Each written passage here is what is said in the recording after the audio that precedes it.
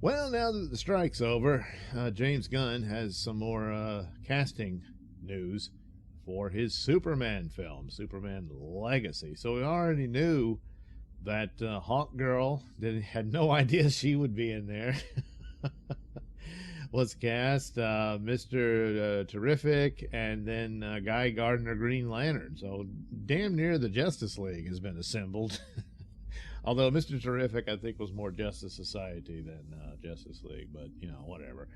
And then, of course, the main part, David Cornsweet, is the new Superman with Rachel Brosnahan as Lois Lane, and they're still looking for Lex Luthor and possibly Brainiac. And more than likely, I would expect Brainiac to be there, but man, what a crowded field. I mean, if these other superheroes are just there to be introduced, and then, you know, they'll show up later on, to where this is mostly a Superman film, then I guess that'll work out okay. But I mean, he went back and forth on this about, I needed a younger Superman. Then he later says, I never needed a younger Superman, because that was all the Henry Cavill stuff, saying he aged out of the role. Not really, but it certainly seems that the DCU, as it will be called, is further along. So whatever, there may already be a Justice League in place by the time this movie opens up, and so Superman is well aware of these characters. However, scoopers are saying they're hearing that there's going to be this Middle Eastern conflict. Hey, what do you know? There's one in real life. But that Superman will take one stand, and then others will take a different stand. And so would it be these Justice Leaguers opposing Superman on it, or what have you, or something along those lines? How would Brainiac play into this? Unless he's manipulating things from behind for a later film or a confrontation, who knows? But now the latest announcement post the strike is he's cast a woman for the part of the engineer from The Authority, which already I was feeling rather nervous about crowding the movie with all these other superheroes. But at least those were, standards of DC Comics, whereas this one is from Wildstorm. And as I've often said, when he announced there would be an Authority movie, I would much rather that be a standalone in its own universe. Slap the Elseworlds label on it, because I think that's where the Authority functions best. It's certainly been true in the comics. In its original form, when it was all Wildstorm and everything, it functioned much better. When it joined the DC universe, it just doesn't work. And the most recent example was this series of Superman and the Authority, and it was terrible. It just wasn't any good. And my God, I don't want to see that just spruced up with some funny lines from James Gunn. That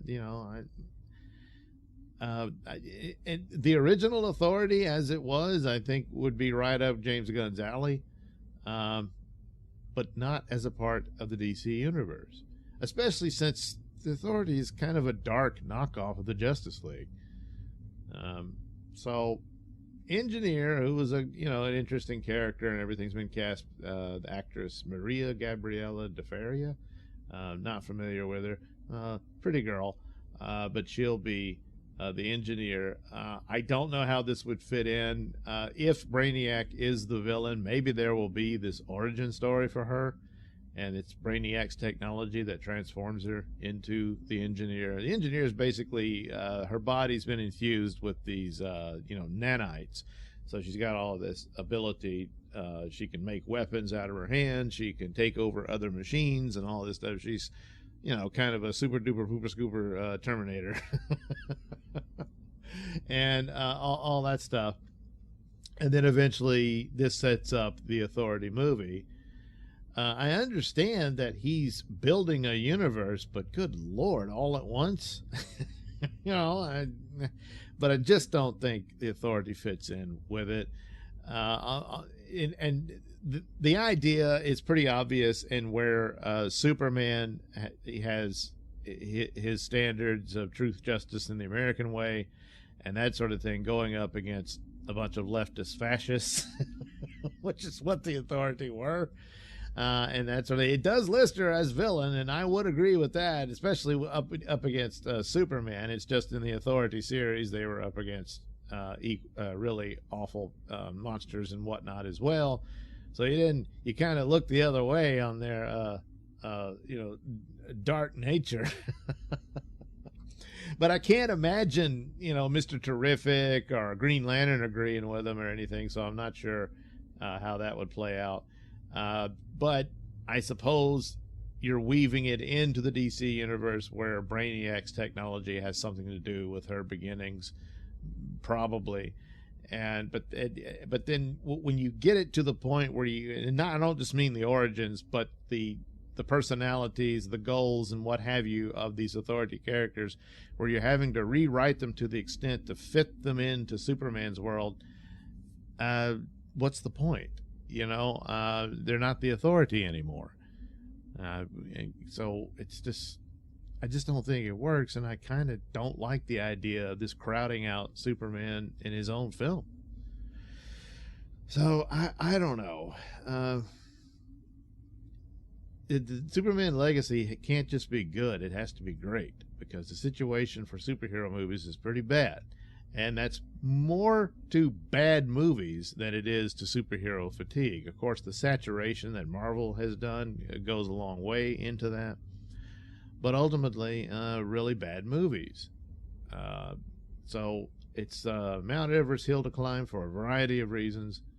But I don't know if this take is, it just sounds like the wrong way to go. But don't know what the story is in total. So maybe James Gunn can figure it out. But I think ultimately you end up with an Authority that's not quite what the Authority was, because it can't fit that way. Superman might still come across as Superman, and for the most part that's good. But for the film in and of itself, with the Authority there, I don't know. Well, I mean, so far just the engineer maybe, but of course maybe he'll announce the whole damn Authority is involved in this. Is he gonna meet his Superman knockoff Apollo? I don't. It's. I was on Doomcock's Overlord DVD's Pop Culture Breakdown, and we got to talking about this, about what Marvel should do is just scrap everything and reboot. They're going to get to a reboot, but as far as what their reboot would be, is just to go ahead and make it a period piece for the whole MCU and stick it back in the 60s and begin with the Fantastic Four. And then I thought, that would probably be a good idea for DC as well, but you would put Superman in the 40s and Batman as well. And there's a lot of style there that you could certainly exploit. That would be really cool, especially a live action Superman film that looks like the Max Fleischer films of the giant robots and everything and stuff like that. You could build on that. I'd heard it mentioned, some friends and stuff said, boy, wouldn't it be cool if they did something like that? And I always thought, well, maybe a side project or something. But now I'm leaning more to that's probably the better idea. And then Batman would be in a 40s era, noir looking Gotham, dealing with street level criminals and that sort of thing. There's a lot could be said for that.